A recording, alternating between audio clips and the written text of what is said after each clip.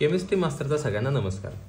आपण आता थर्मोडायनॅमिक्सचा 58 नंबरचा प्रॉब्लेम बघतोय. याच्यामध्ये the enthalpy of formation of ammonia at a constant volume. Constant volume म्हणजेच QV म्हणजेच कोण, तर QV म्हणजे आपण काय सांगू शकतो इथं, तर इथं समजून घ्या. ह्या कॉन्स्टंट व्हॉल्यूम हा शब्द ज्यावेळेला तुम्ही वापरताय ना, त्यावेळेला QV तुम्ही ज्यावेळेला म्हणताय त्यावेळेला तो असतो डेल्टा U असतो. मग तो त्यांनी किती दिलाय, तर -92.1 किलो जूल दिलाय. म्हणजेच हा किती दिलाय, तर -92100 जूलमध्ये दिलाय त्यांनी. आणि त्यांनी काय केलंय, तर टेम्परेचर दिलाय. टेम्परेचर किती दिलाय, तर तो 100 केल्विन टेम्परेचर दिलाय.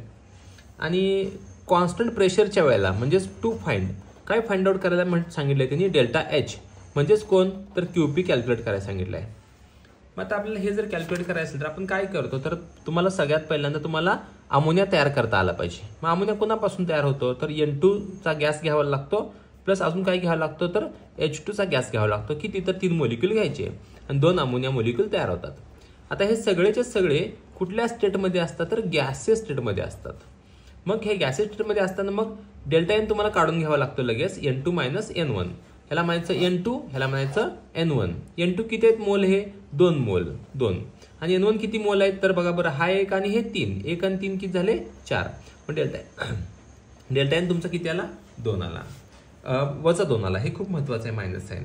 मग आपल्याला डेल्टा H कॅल्क्युलेट करायचा आहे. मग डेल्टा H कॅल्क्युलेट करण्यासाठी फॉर्म्युला काय आपल्याकडे, delta U plus delta nRT. मग डेल्टा U आपल्याकडे आहे, किती आहे बघा बरं, -9200 प्लस डेल्टा N किती आहे, -2. R ची व्हॅल्यू 8.314 इंटू टेम्परेचर किती आहे, 100 आहे. मग आता हे सॉल्व्ह करायचं. -92100 प्लस आता हे मायनसमध्ये किती येत आहे, तर -1662.8 आला हा. मग ह्या दोन्ही मायनस साईन आहेत, म्हणजेच मग ह्यांची सम होणार आणि साईन मायनस येणार. -93762.8 जूल हे त्याचा कोण आला, तर डेल्टा H आला.